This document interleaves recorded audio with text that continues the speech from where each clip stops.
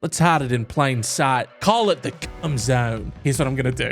I'm gonna make every single person in my life think I'm fucking dead. Your wife as well? Yes. We're up, flashing gens, faking my own death. Accidentally bruising the ego of a psychopath can end in your abrupt killing. It's like, sorry, sorry. My cousin doesn't f with me enough. I'm gonna make that piece of shit think I'm fucking dead. Horde versus Alliance. No guy. Team Tummy Pancakes. Team Bun Glazer. Hats off to committing to the bit, but also, holy shit.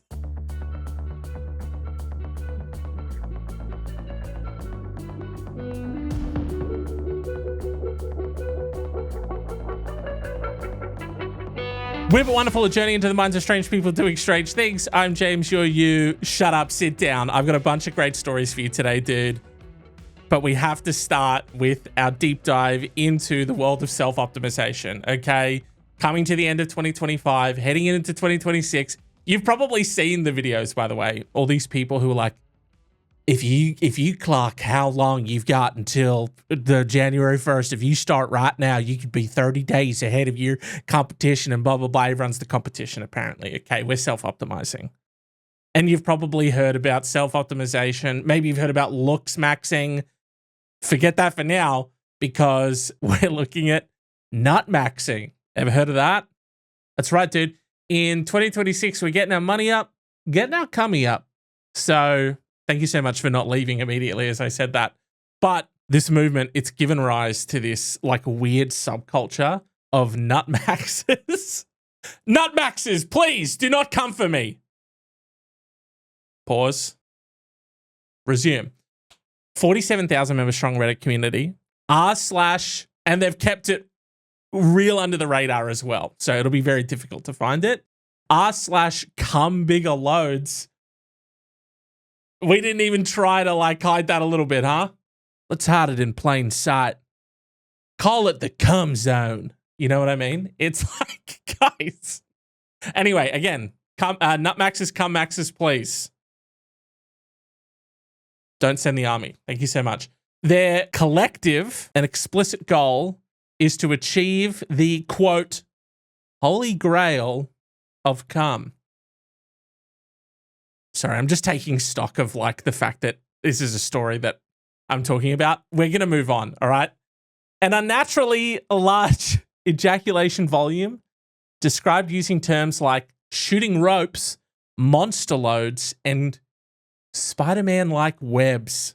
I don't know how I feel about that last one. The phenomenon, driven by a pornified sense of what's normal and a lack of scientific consensus, sees men engaging in self-experimentation with supplement combinations known as stacks to transform their money shot into the big one, okay? Those are all in inverted commas. What would you get up to today? Racking stacks to hit the big one? You know my Spider-Man-like webs that I'm not only trying to achieve, but I'm also like posting my progress of in my community. Hey, the internet, it gives a space for everyone, and who are we to judge? You know? I feel you judging the Nutmaxxers right now. Please. The definitive holy grail stack, determined by the citizen jizz scientists, is a combination of zinc, pygium, L-citrulline, and lecithin. Why lecithin? Okay. This quest for volume relies on aggressive self-testing and data sharing. What have you been doing today? I'm Red Raw. I've been aggressively self-testing today. Okay? I need some time to myself. And a soothing, like a cold compress. Nutmaxxers, what's the recovery? You know, what's the recovery regimen? Hopefully we learn about that. User Mike, 27, spent 6 months experimenting with different stacks after his output became minimal following sex once or twice a day, leaving him feeling drained and unable to satisfy his partner. How are they tied, though? How is your performance tied to the output? You know what I mean? I don't know if like, hey, that was the best one. Okay, I'm not going to say the biggest one, but that seems to be sort of like the frame of mind, no? I'm unable to satisfy my partner. My load's just You're pathetically small. I must aggressively self-test. Marcus, a nurse practitioner posting under the username Nosy Trees, has become comfortable enough to ejaculate into a graduated shot glass for photographic proof and share it with his peers in the subreddit. I'd imagine there's a lot of that. I haven't done firsthand research into the Nutmaxxing community, so apologies. This isn't firsthand. This isn't a firsthand source, but I'd imagine there's. It's called r/cum bigger loads. Okay, it's got to be filled with pictures of cum. I feel like maybe that's not a crazy, conclusion to come to. Pause. Meanwhile, the supplement industry is rapidly responding with products like Semenax and load boosting. Sorry, there's Semenax, and then the other product is called Load Boost.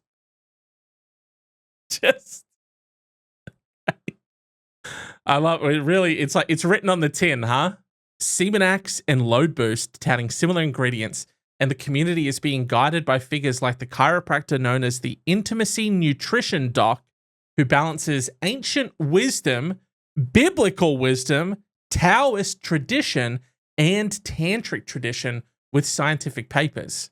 Now, that all sounds like a very legitimate science.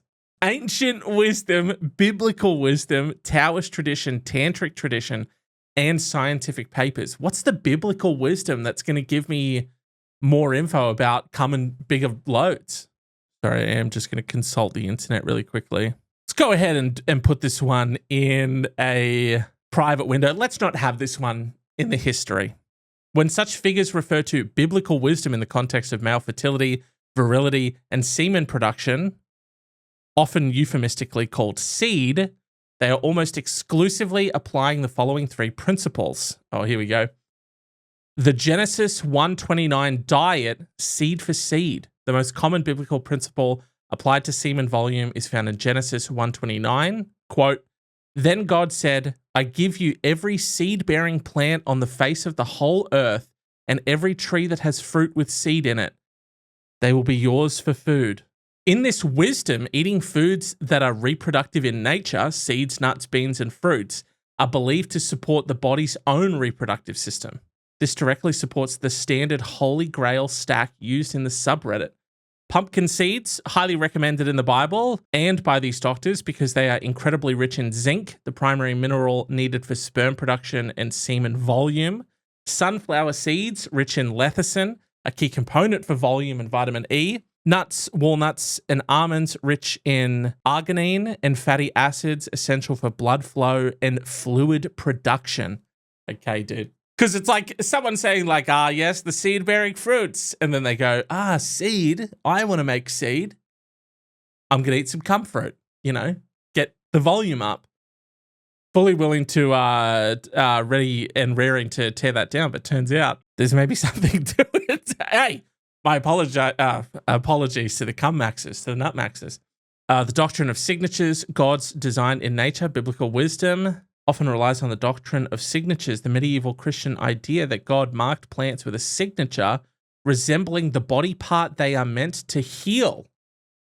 Figs and pomegranates, often cited in the Bible as symbols of fertility because they are packed with hundreds of seeds.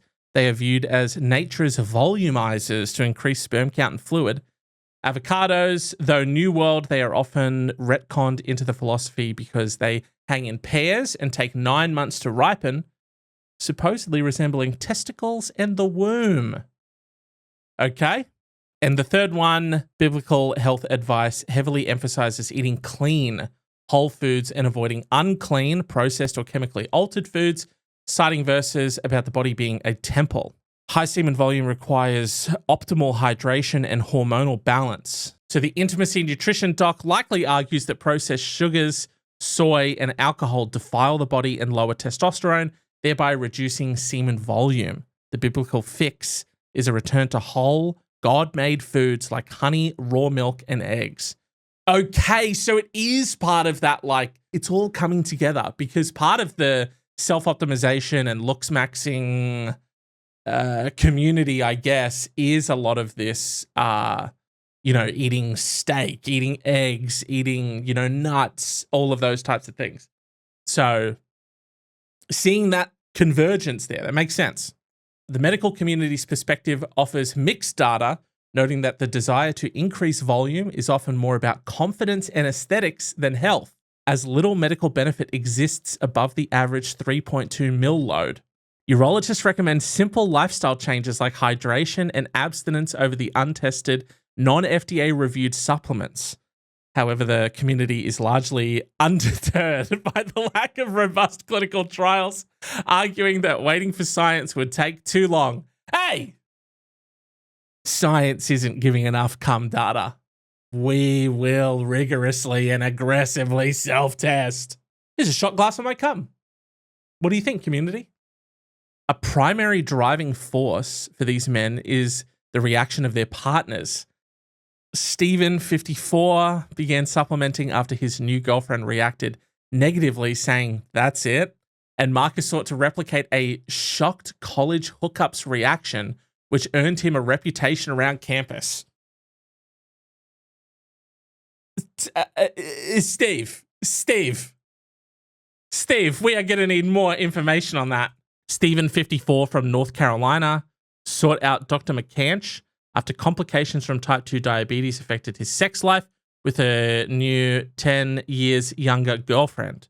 There was one particular time when he had first got together where I came and she looked at me and was like, "That's it," says Stephen, who asked to use his first name only for privacy. When I would ejaculate, it was hardly anything there, man, and it was clear. Okay? Stephen compares the inability to come to that of a frustrated artist. Steve! Trying to paint, but I just don't have the right colors. There's a technique that I want to use, but I haven't quite mastered the old master's oil painting ways. I'm a frustrated artist with my tiny, tiny loads. Whatever pictures come to mind, you can paint and get it on the canvas with precision, right? Then you injure your damn arm and you still have the visions of these pieces that you could paint. But now you've got an injury and you can't paint like you used to.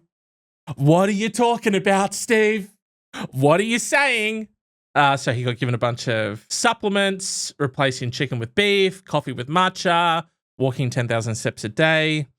He eats 4 stalks of celery daily, trick he picked up from porn star Peter North. About 1 month later, he says his ejaculate is larger, thicker, and wider, on top of improved erection equality and performance. Okay.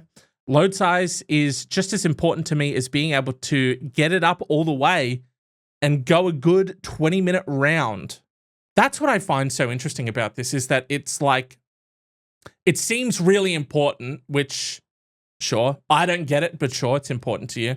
It's just the idea that you would then take that out into the rest of your life. So it's like, when you like get a gym membership and they're like, "So what are you working out for? What are your sort of fitness goals?" And a lot of people are like, "Oh, I have kids. I want to be able to like play with my kids. I want to be able to run around, or my friends have just joined a run club. I want to be able to like, be part of that." And Steve has to say, "Well, thank you for asking, first of all. Why have I changed my chicken with beef, coffee with matcha, and why am I now walking 10K steps a day and eat 4 stalks of celery?" Imagine seeing this guy at work, by the way, just raw dogging 4 stalks of celery. And you find out that it's like to cum max, to nut max. There's something about that I find very, very strange, that you would sort of like, and hey, sounds like a lot of good things are happening. There's a lot of healthy decisions being made. But again, I think it's the fact that it like fundamentally alters parts of your lifestyle so that you can achieve a singular outcome, which is I want to be fucking Spider-Man webbing way bigger, way thicker, way whiter. Does that make sense? This would be a weird one if there was like a bunch of people in the comments who were just like, "No, I think rope maxing is like chill." And good on Steve for keeping up those 10K steps a day. I don't know. I just, yeah. The movement culminates in increasingly absurd debates and outcomes. Factions have formed over the preferred target, leading to the split between Team Tummy Pancakes and Team Bun Glazer. Okay. How I do a lot of these, I try to like keep it as much of it as secret for myself as possible so that I'm giving you sort of like an authentic first-hand reaction to reading it. And I'll tell you what, nothing could have prepared me for r/cum bigger loads splitting off, fracturing into two separate factions. Horde versus Alliance, no guy. Team Tummy Pancakes, Team Bun Glazer. Terms that describe the visual spectacle of an exceptionally large spread out load. Oh. Ironically, despite the movement's focus on pleasing partners, the end product is often rejected.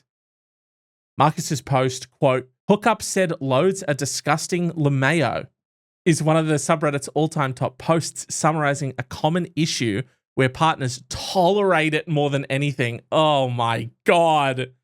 Ultimately, for many, achieving the larger load is a piece de resistance and a reward for the job well done, even if it is a more selfish form of self-improvement. Putting in all that work, grinding it out, 10K steps a day, changing up your diet, changing up your lifestyle. Again, this is like, we're talking about fundamentally altering how you live, your day, what you eat, what you consume, working out all of these different things because you're trying to achieve a certain goal. And that goal, at the end of the day, you're like, this is I want to please my partner more. And she's like, whatever you're doing, I need these to be smaller, thinner, more translucent. Basically the opposite of everything that they're trying to achieve. They're like bigger, thicker, wider. And their partners are like, yuck, yuck, and yuck. Okay, let's get back to the regular loads, please. Podcast question of the day. Nutmaxxing. How do you feel about it? I don't want to lead you. I don't want to, lead the answer in a certain direction. So I'll leave it at that. Nutmaxxing. Your thoughts? Question mark. So those are the guys that the Nutmaxxing guys in the lab trying to optimize their biology. They're bored, I guess, trying to optimize themselves. What I really want to understand, just quickly, sorry to belabor this point with you, but why that?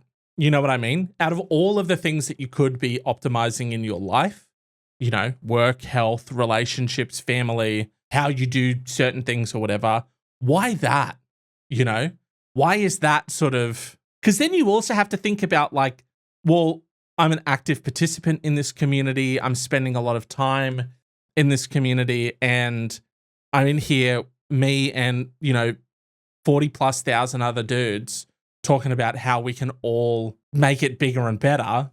And then also showing it and like, what's the long-term effect of something like that? What's that doing to someone? And how do you get into that? Again, how is that the thing that you think, well, I'm going to optimize this? I think it's obviously, I don't think you break into, the body hacking, the looks maxing realm at Nutmaxxing.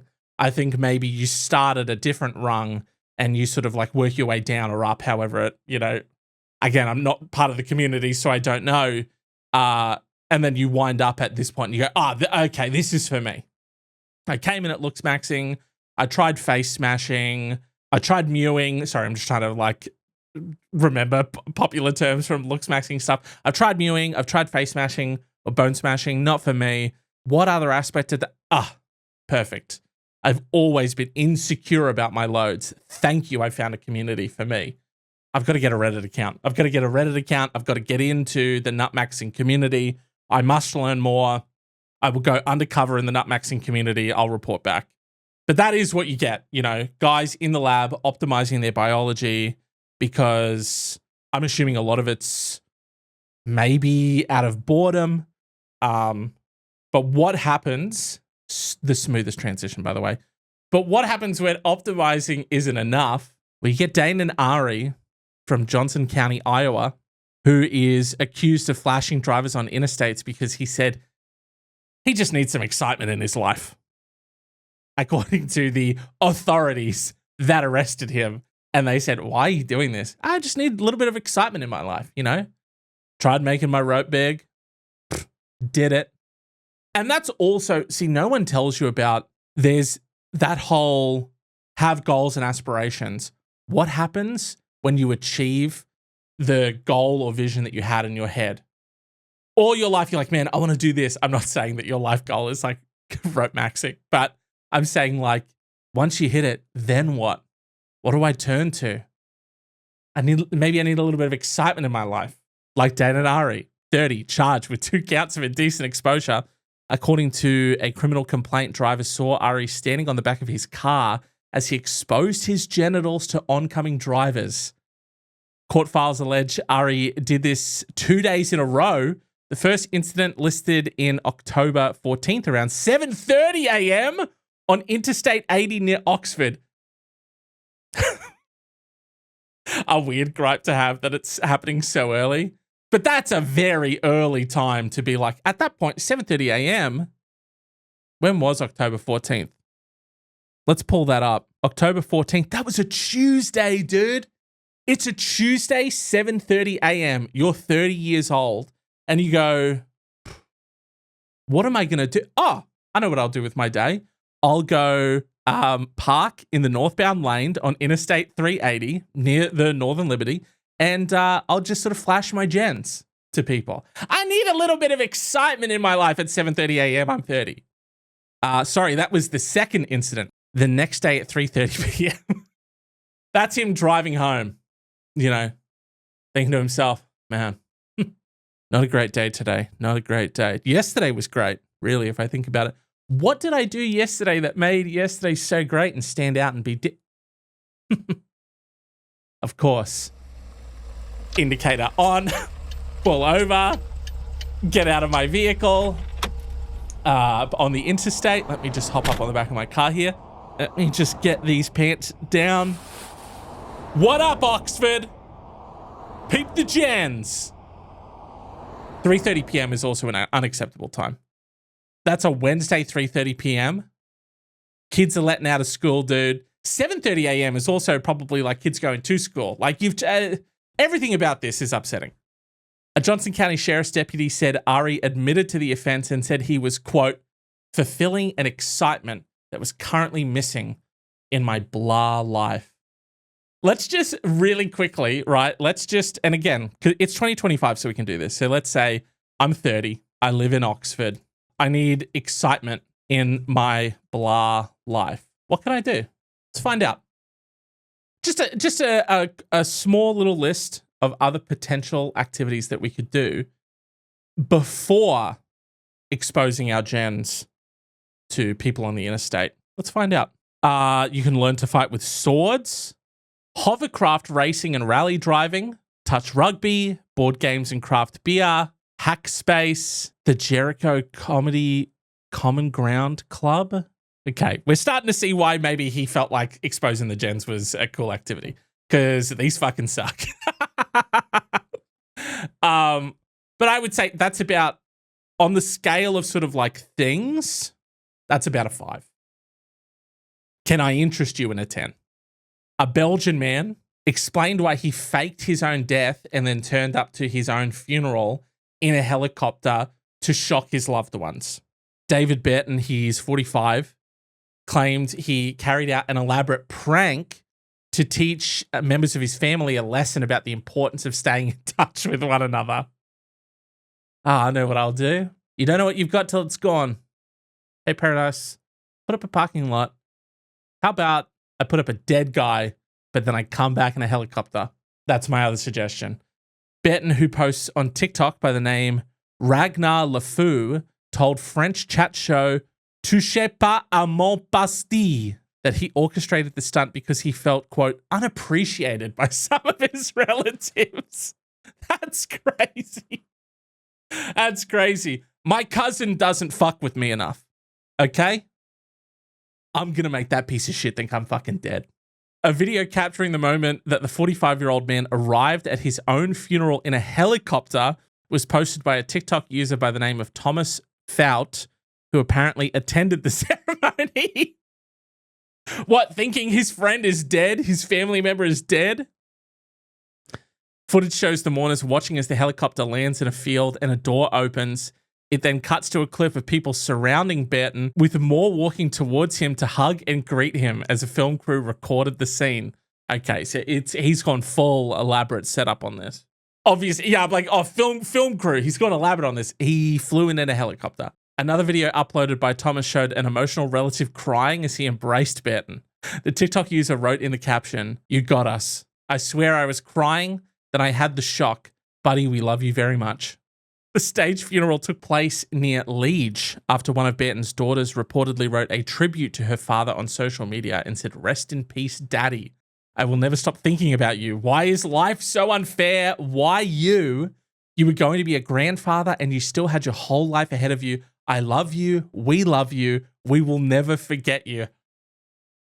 The fact that, like, dude, okay, hats off to committing to the bit, but also, holy shit. Holy shit. This, like, genuine, aggrieved, you know, just, awful post going up on social media. Because it sounds like these people are distraught, totally broken. Give it a couple days. Oh, what's that helicopter sound I hear? The prank did not sit well with viewers, and many criticized Burton for being cruel to his family. A little bit. Whilst Burton has not uploaded footage of the funeral himself, he posted a video explaining why he carried out the stunt. According to the Times, Burton said he was hurt because he never gets invited to anything by his family members. That's so good. This dude got FOMO so bad over, like, grandma's fucking birthday party one time that he's like, how about I fucking kill me? How about I kill me dead? You'd be sad then. You never invited me to that cool cousin's birthday party. Nobody sees me. This is a quote. Nobody sees me. We all grew apart. I felt unappreciated. That's why I wanted to give them a life lesson and show them that you shouldn't wait until someone is dead to meet up with them. Organize a hangout? Like, do a family dinner? Hey, how about this? Before you do the elaborate kill myself, wrote my daughter in, emotionally devastating post goes out, you know, break people, haha, got ya, helicopter fly in, it's me, not dead. Before you pull that off, how about quarterly dinner with the family? Like, how about you go, hey, what if once every like 3 or 4 months we meet up and we all just have like a big family dinner, hangout, party, so we're spending more time with each other. Christmas not enough, birthday's not enough, I'm going to spend more time with my family. So make that event happen. Hey, you know, all the effort you put into this event, take a small fraction of that and just put that into, you know, a family hangout. How's that? That'd be lovely for everyone. And no one would be emotionally crushed. So that'd be good too. He added that although only half of his family attended his fake funeral, other relatives have since contacted him. And they put in inverted commas, only half. So you know that he stressed that point. And I think you would view people differently that didn't show up. You'd have to. Whether consciously, subconsciously, you would be like, okay, not even when I'm dead, huh? Uncle Darren, yes, didn't show up to my fake funeral. Will not be getting a Christmas card this year. Go fuck yourself. That proves who really cares about me. Those who didn't come did contact me to meet up. So in a way, I did win. Later during his appearance on TPMP, Burton said he regretted going through with the stunt. He regretted going through with it? Okay, dude. All right. You're not even like committed to your own bit. He revealed that his wife had known about his plan from the beginning and tried to stop him. A lot of dudes not listening to their partners this episode, apparently. Hey, I know you're putting in all this work and it's like really great and, you know, love all of the health outcomes for you and stuff like that. I'm super not into these fucking just being shotgun blasted with your Spider-Man silk. So if we could stop doing that, that'd be great. Oh, and also that plan that you have to kill yourself to make your family feel bad and come to your funeral, let's maybe not do that. Let's maybe not do. Oh, you're not listening to either of those. Okay, cool. I'll go fuck myself. Indy 100 reports that the prankster allowed his children to believe that he had really died for a couple of days before telling them the truth of his actions. Brother. He's out here like fucking up his immediate family as well. I don't know how I'd recover from that. If my dad like fakes his own death and then a couple days later he comes out and goes, ha ha ha ha, gotcha. Fuck you, dude. What do you mean got you? He told the chat show that it was his film crew that stipulated they would only document the stunt if he let his children and sister know that he was not really dead. He has insisted, however, that they half knew it was a prank from the beginning. Okay, so he's like, so he goes, he probably commissioned some crew and he's like, here's what I'm going to do. I'm going to make every single person in my life think I'm fucking dead. And they're like, your wife as well? Yes. Okay, well, your wife, that can't be part of it. All right, I'll tell my wife about it. My kids and my sister, they're going to think I'm dead. And quite frankly, I've already done the faking of my death. Everyone already thinks I'm dead. Hey, we're not going to go ahead and do this unless you tell your kids that you're not dead. Because maybe you shouldn't do it to your children. If this is really about no one seeing you growing apart, feeling unappreciated, why are you doing it to your kids? That's fucked up, Dad. After seeing the response from his loved ones, Benton said, quote, as soon as I started receiving messages from people and videos of them crying, I wish I could cancel the whole thing, but it was too late. I asked myself, why have you done this? But it was too late. Absolutely no way. David Benton, first of all, David's collective hive mind, we know that. But second of all, he wanted everyone in his life to think he was dead so badly. And the film crew had to convince him, you've got to let your kids know you're not dead. Because, like, that's psychotic. And he's like, okay, I guess, but I'm pretty sure they already half know. I'll let them know I'm not dead. The helicopter comes in, told my entire family that I am now a corpse. I'm not, oh my God, they're all pretty upset by this. Oh, now I regret doing this one. Not a lot of thought went into that before ahead of time. A lot of thought, but not a lot of thought. Interesting move, David. Where are we at for time? I did have another story where we used to think the worst offenders, serial killers, were these cold, calculating masterminds like Hannibal Lecter, but turns out new research published in the Journal of Police and Criminal Psychology has dismantled the classic image of the sexually motivated serial killer as a purely cold, calculating figure, instead identifying a complex psychological core driven by a potent mix of grandiose entitlement and deep-seated emotional vulnerability. The core event was a systematic analysis of confessions and interviews from 45 male sexually motivated serial offenders active in the United States from 1960 to 2021, sourced via Freedom of Information Act requests and the Radford FGCU serial killer database. The study, using modern narcissism theory, aimed to move past vague labels and bring vulnerable narcissism into the discussion of this extreme offender group. Historically, serial killers have been categorized by criminologists based on their apparent motives, such as those driven by a desire for power, sexual gratification, or mission-oriented delusions. While useful for immediate law enforcement understanding of the crime scene, these rigid classifications often oversimplify the psychological makeup of the offender. Prior research on narcissism in these offenders largely focused on the grandiose aspects, which include traits like dominance, aggression, and an exaggerated sense of self-importance. Less attention has been paid to vulnerable narcissism, which involves insecurity, social withdrawal, and defensive hostility, which is sort of like a gap that this new study is aimed at filling.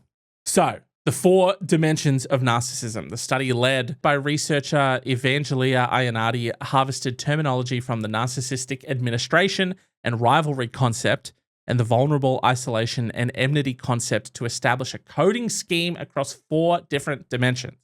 So we've got the 4 dimensions of narcissism.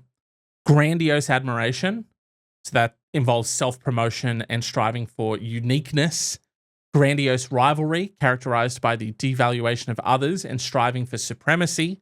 Vulnerable isolation involves withdrawing from social contact to protect a fragile self-esteem. And vulnerable enmity, marked by varying degrees of paranoia, aggression, and a belief that one is being treated unfairly. The team aiming to determine if these offenders were merely inflated egos found that traits of vulnerable narcissism appeared in 89% of the statements, slightly more prevalent than the 87% showing grandiose traits. The most common trait identified was vulnerable enmity, 84%, defined by deep hostility, hypersensitivity, and an intense fixation on perceived rejection or disrespect. The conflict in the data lies in the striking and frequent overlap of these personality dimensions. Researchers found that grandiose rivalry, the drive for supremacy and devaluation of others, and vulnerable enmity, the defensive hostility characterized by hypersensitivity and a fierce fixation on perceived rejection and disrespect, were strongly associated, co-occurring in 62% of the sample. This combination suggests that offenders are not only aggressive in their pursuit of superiority, but are also reactively hostile due to a fragile self-image. The authors suggest this interplay, where the pursuit of grandiose admiration and subsequent failure leads to aggression and rivalry, serves as a mechanism to protect the offender's inflated self-image, offering an explanation for why their violence is so personal and fueled by control. The absurd conclusion is that the stereotypical media portrayal focusing solely on the grandiose, showy side fundamentally misses the psychological engine driving the crimes, a fragile, hostile, and hypersensitive internal world. The findings have immediate implications for criminal profiling, suggesting that an offender exhibiting high levels of vulnerable enmity might respond better in interrogation to an approach that acknowledges their perceived grievances rather than direct confrontation. The research challenges the notion that these crimes are purely about power, establishing that a fixation on being wronged is an equally important driving force. Isn't that fucking terrifying? I know that that's sort of, kind of just like a big info dump on you there, but I was reading about this. I found it fascinating, and because it's terrifying. It's terrifying. Like, basically, we think of serial killers solely as these like cold, calculated, meticulous, methodically planned sort of figures, when in reality, like, it essentially can be invisible to the person who becomes the victim, because it can be this, what were they talking about? The vulnerable enmity. The trigger for extreme violence can be a perceived slight. So that can be entirely invisible to the victim. So in the research, it says, a look of boredom, a polite rejection, or even a lack of proper admiration can trigger a homicidal rage. I think what's so terrifying about that is that, like, in that instance, these people aren't even like an enemy, They're essentially just, you've accidentally bruised someone's ego, in a way that maybe they don't even realize that they're doing that to this person. And even then it's because this research is also helping interrogators. They're essentially saying that the bad cop role doesn't work. You can't go in and sort of just like harangue them and harass them and confront them head on. You have to. It says interrogators must effectively validate the killer's delusion. To get a confession, a detective has to stroke the killer's ego, agree that they were treated unfairly, and sympathize with their grievances. The necessity of coddling a monster's fragility to solve the crime adds a layer of psychological horror to the justice process. This person who is the perpetrator of these crimes, and you have to come in and go, you know what? Yeah, you were slighted. You are kind of the victim here. Like, again, that's it fascinating, utterly crazy. But that's going to do it for this one. We're up. Nutmaxxing income. Flashing gens. Faking my own death. Accidentally bruising the ego of a psychopath can end in your abrupt killing. It's like, sorry. Sorry. But, hey, that's going to do it for this one. Hey, Well, no, because it can be invisible to you. So there's no even real takeaway here. Just be aware. Just be aware, guys. Be aware. Apologies, but I also appreciate you coming and hanging out. If you have any weird but wonderful articles, news stories, snippets, findings, stories of your own, research that's come out, shoot it to me. Let me know about it. Email me, oneweirdpodcast@gmail.com. If you want to keep up to date with me, you can find me at mypixelpersona on Instagram and TikTok, or at oneweirdpodcast on Instagram and TikTok for the show. Posting more stuff there. I also put up a video about the words of 2025, the new words that got put into different dictionaries in 2025. You can go check out that video. That's also posted on TikTok as well if you want to watch that. Subscribe to the YouTube. Get yourself the video version of the show each and every time one goes up. youtube.com/@weirdbutwonderful. Rating and review on iTunes, podcast, apps, wherever you get the show. It helps people like you find the show, helps grow this thing that we're doing here. And let me know. Message me, direct message me on Instagram, comment on this video. You can even comment in if you listen in Spotify and stuff or whatever. I know I don't. I'm an Apple Podcast stan. Shouts out, Tim. But comment, let me know which of these stories was your fave. Nutmaxxing and the Cult of Cum, Man flashing the gens, my life's boring. Just trying to give myself a little, just trying to get pepped up on my gens up, you know? Faking my own death. Appreciate me, please. The fragile mind of the serial killer. Maybe that one was a little out of place, but again, I want to include things in this. I want to have like the funny stories that stand out to me, but I also, this show is about the journey into the minds of strange people. Sometimes that's just learning about the fragile state of serial killers and the 4 dimensions of narcissism. You know, we giggle, we learn, and now I want to learn from you. What was your favorite story? You know, let me know. Share it with a friend. Try not to slight anyone in the coming week. And hey, if you make it, and I pray that you do, I'll meet you back here next week. Appreciate you. I'll see you then.